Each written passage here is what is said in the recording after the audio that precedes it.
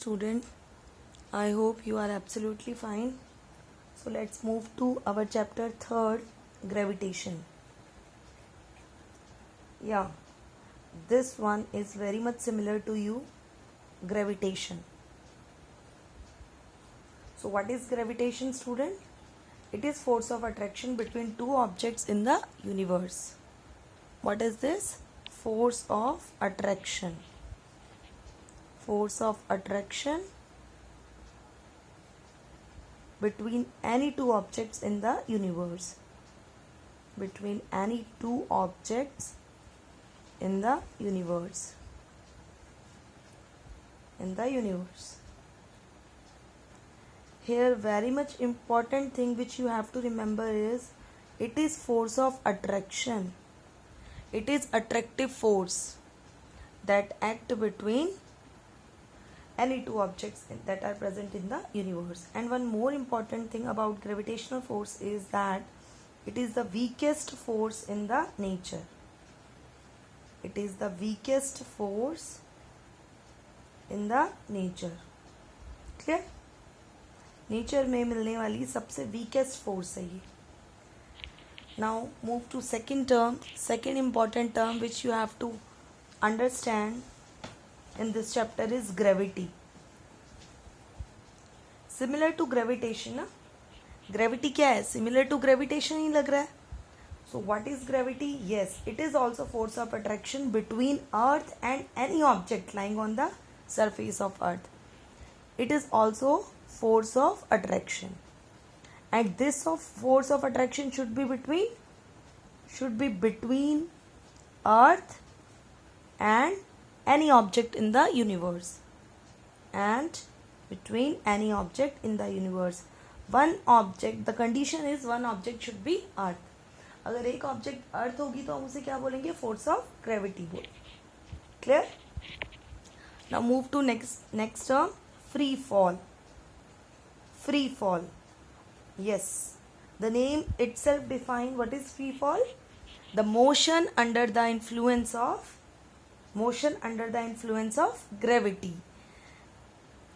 जैसे मैंने ऊपर से एक पेपर को छोड़ा तो वो क्या होगा? मूव करता हुआ नीचे आएगा.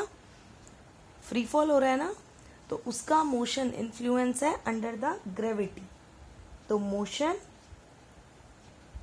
under the influence of gravity alone. Under the influence of gravity. हम फ्रिक्शन फोर्स को, एयर रेजिस्टेंस को, सबको यहाँ पर क्या करते हैं? नेग्लेक्ट करते हैं. और सिर्फ जो मोशन है वो किसकी वजह से हो रहा है? ग्रेविटी की वजह से हो रहा है. सो motion under the influence of gravity alone is what type of motion it is? It is gravitational free fall motion. Clear? The motion which is under the influence of gravity alone. And next term, acceleration due to gravity. You already understand what is acceleration. So how acceleration due to gravity comes? When a body which is under free fall, एक body जो free fall के under है, its velocity got increases. उसकी velocity क्या होगी बेटा? increase होनी start हो जाएगी. और increase अगर velocity होती है तो body में क्या आ जाता है? acceleration आ जाता है. ठीक है? तो एक्सेलरेशन आ जाएगी जब बॉडी में फ्री फॉल के अकॉर्डिंग या फ्री फॉल के इन्फ्लुएंस से. तो वो एक्सेलरेशन क्या होगी? एक्सेलरेशन किसकी वजह से आई है बॉडी में? Due to gravity. ग्रेविटी की वजह से आई है. Clear? So it is the acceleration. It is the acceleration produced in a freely falling body. Produced in freely falling body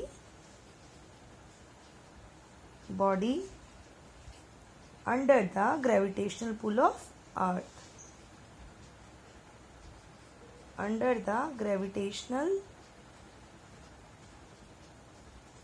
pull of earth.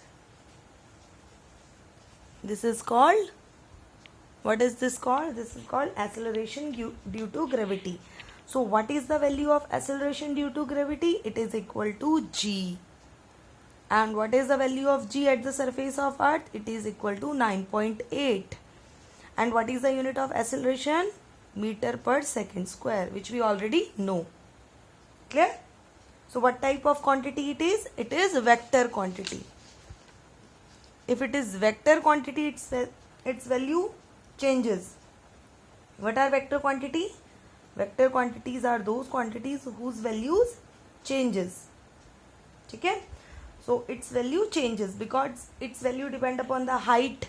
ठीक है? We will later understand what are the factors that will affect the acceleration due to gravity. कौन कौन से factor हैं जो acceleration due to gravity की value को affect करते हैं? हाइट है, डेप्थ है, शेप ऑफ अर्थ है.